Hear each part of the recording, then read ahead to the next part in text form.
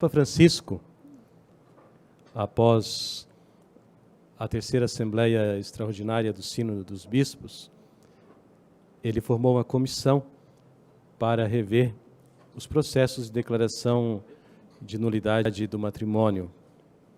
Porque na terceira Assembleia do Sínodo dos Bispos, houve muitos pedidos dos bispos para que se agilizasse o processo de declaração de nulidade.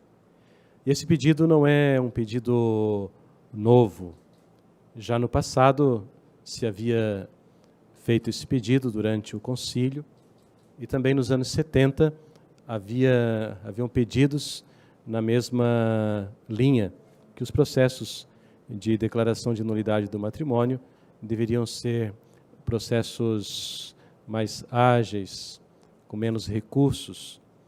E assim, atendendo a esse clamor dos bispos na Assembleia, terceira Assembleia Extraordinária, o Papa Francisco formou esta comissão e o resultado do trabalho da comissão foi a promulgação no dia 15 de agosto de 2015 de dois documentos. Um para a Igreja no rito latino e outro para a Igreja no rito. Dois códigos de direito canônico. No rito latino, Código de Direito Canônico, as igrejas orientais, que são 22 igrejas de rito oriental, têm também o Código de Direito Canônico para as igrejas orientais. E cada um dos códigos, cada disciplina, tem algumas questões próprias em relação ao matrimônio, que se refere à nossa disciplina latina e também à disciplina oriental. Um exemplo, o impedimento de parentela espiritual. No atual Código de Direito Canônico latino não existe. No Código de Direito Canônico das Igrejas Orientais, Código dos Cânones das Igrejas Orientais, ainda existe parentela espiritual que surge entre padrinho e afilhado. O direito civil também tem, mas no Código latino não existe mais. E outros elementos. Então, por isso que o Papa Francisco ele fez esses dois documentos, um motu próprio, um para cada rito, dentro da nossa grande Igreja Católica, assim atendendo às várias necessidades. Nas outras questões, os princípios gerais e normas são semelhantes. São essas coisas que diferenciam um pouco. E a novidade no motu próprio, uma grande novidade que trouxe, sim, alento, é o processo breve. O processo breve que tem algum precedente histórico lá em Gregório IX, se eu não estiver enganado, na Idade Média, que havia um processo parecido. Mas depois não teve nada de novo. Depois de 1741, quando o Papa Bento XIV instituiu a necessidade de duas sentenças conformes e outros elementos para a declaração de nulidade do matrimônio. Então, o processo breve se coloca também como grande novidade a dispensa da dupla sentença conforme, que apenas uma sentença torna executiva ou coisa julgada, que a pessoa, após uma sentença afirmativa do tribunal, pode aceder a novas núpcias, né? Antes eram necessárias duas sentenças de dois tribunais de primeira e depois do tribunal de apelo de segunda instância, e não é mais necessário. Para nós canonistas existem outras coisas mais importantes que estas. Tem a mudança em relação ao foro. Qual foro que eu vou pedir a declaração de nulidade do meu matrimônio? Havia 4 possibilidades e precisava um percurso que às vezes demorava quando se falava do foro. Por exemplo, a pessoa que pede a nulidade do matrimônio morasse em Aparecida, a outra parte morasse lá em Manaus, aqui, parte demandada, e o casamento foi celebrado em Manaus. Obrigatoriamente deveria se fazer lá em Manaus o processo de declaração de nulidade. ou deveria se pedir autorização lá de Manaus para fazer o processo aqui. Só isso já demoraria de 3 a 6 meses até se conseguir. Com a nova normativa não há mais necessidade, eu posso entrar tanto no foro onde mora o demandante ou onde mora a demandada sem pedir licença a ninguém. Então isso já facilita, então para nós já é um grande avanço, além de outros elementos. E quanto à organização dos tribunais também, nós temos um elemento importante nas situações de fronteira.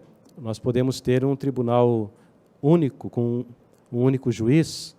A norma geral para a declaração de nulidade é um tribunal colegial de 3 juízes, mas é possível, em situações mais difíceis, com menos pessoas preparadas na área canônica, que seja erigido um tribunal com um juiz único, que deverá ter 2 assessores, que podem ser da área jurídica, um juiz aposentado, um advogado, outras pessoas, ou um padre que tem uma prática já judicial, que pode auxiliar neste caminho. Então, isso também vai facilitar bastante o trabalho e a proximidade.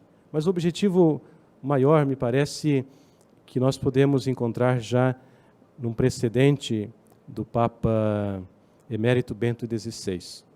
O Papa Emérito Bento XVI, na Exortação Apostólica Sacramentum Caritatis, número 30 e número 31, ele trata dessa questão dos tribunais eclesiásticos e da demora nas sentenças de declaração de nulidade.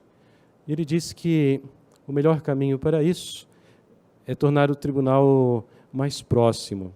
E ele, quando fala de proximidade, ele fala de 2 coisas bastante importantes.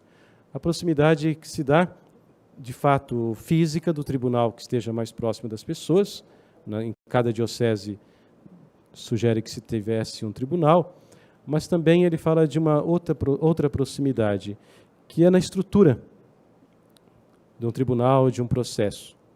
As pessoas chegam a um tribunal para pedir a declaração de nulidade, elas dizem, mas eu tenho que arrumar essa parafernália de documentos e de coisas, e de testemunhas, e de cá e de lá.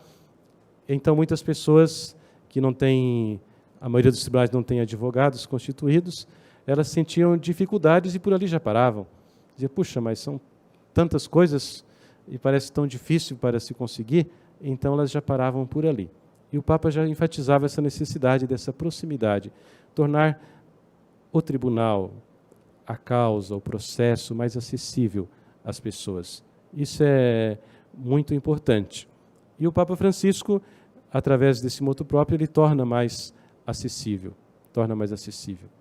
Isso aparece já no processo ordinário e, sobretudo, no processo breve que se dará diante do bispo diocesano, o processo breve. Esse processo breve, que gostaria de salientar um elemento, no início as pessoas diziam, então agora a declaração de nulidade ela sairá em 45 dias. Foi um pouco um erro assim de cálculo, me parece, ou um exagero no começo, pensando que será tão rápido assim, né? Esqueceram que eles colocaram 45 dias só entre o momento em que o vigário judicial aceita a causa e até a audição das testemunhas e das partes. Então, ali dá 45 dias. Mas esqueceram o antes e o depois. Então, se um processo breve sair nos 4 meses, está muito bom, né? Está muito bom. Então, não acredito num processo breve, a não ser que tenha muito organizado as coisas, possa sair antes. Por quê? O processo breve, quando eu aceito o libelo, a pessoa apresentou a sua petição ao tribunal. O juiz tem 20 dias para analisar, o vigário judicial.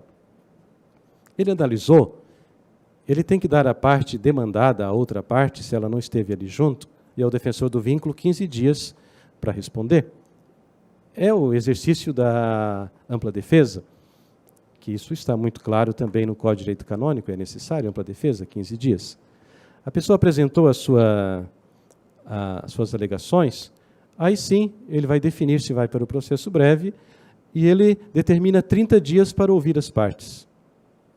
Depois que ouviu as partes, dá mais 15 dias para que as partes apresentem suas alegações. A parte tem o direito, depois de dizer, olha, não estou de acordo com o que foi afirmado, ou mesmo o defensor do vínculo. Depois disso, o bispo tem 30 dias para decidir e também para escrever a sentença. Então, vocês já viram por aí que já vai ao menos 4 meses. Então, se conseguir, de fato, em 4 meses ou 5, né, já está bem, está muito breve. Até para qualquer processo a nível, conhecemos, civil do Brasil, né, está bastante breve, bastante rápido. E também dentro da legislação canônica. Nós usamos o termo, às vezes, não processo breve, processo mais breve. Porque todos os processos devem ser breves. Não podem ficar se alongando no tempo, 2 anos, 3, 4. E já a disciplina anterior determinava que o processo, na primeira instância, processo ordinário, ele deveria não demorar mais de 1 ano. Não mais de 1 ano. E na segunda, 6 meses. Então já o processo ordinário deveria ser breve, né? 1 ano, e o outro não mais de 6 meses. Então nós chamamos esse processo mais breve, que ele ainda deve ser resolvido dentro deste período. É muito importante esse motu próprio, vem ajudar muito as famílias e a igreja. Vem ajudar na pastoral, tanto os padres, que estão ali junto com seus fiéis, que querem ajudar os fiéis a viver a graça, que querem ajudar os fiéis a percorrer um caminho de graça, um caminho sacramental. E o Papa Francisco vem nos ajudar a família a viver verdadeiramente a sua vocação, né, a viver intensamente a sua missão e a vivê-lo no possível na santidade. E por isso que nós temos este processo, esse novo percurso que o Papa apresenta. Então não é para favorecer a nulidade, mas é para ajudar as pessoas a viver na santidade. Este me parece a beleza desse documento do caminho e do magistério que apresenta o Papa Francisco a todos nós. Obrigado.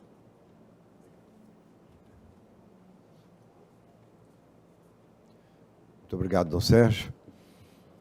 Alguém tem alguma questão?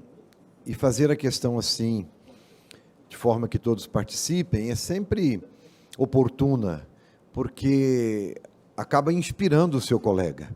Se alguém quiser fazer alguma pergunta, então, sobre os assuntos tratados, a tribuna está aqui aberta. Peço somente que venha até aqui à frente, por favor, e se identifique e faça a pergunta.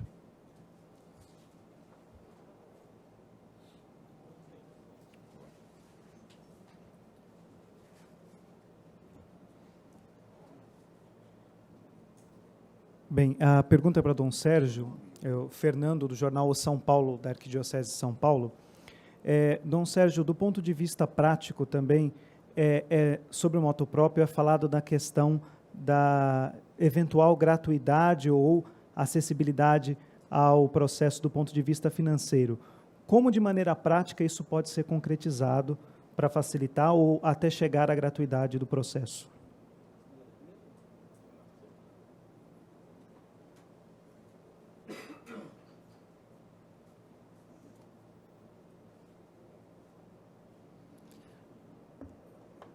Quanto à questão da gratuidade, o Papa, no motu próprio, ele fala quanto possível se proceda à gratuidade nos processos, enquanto possível.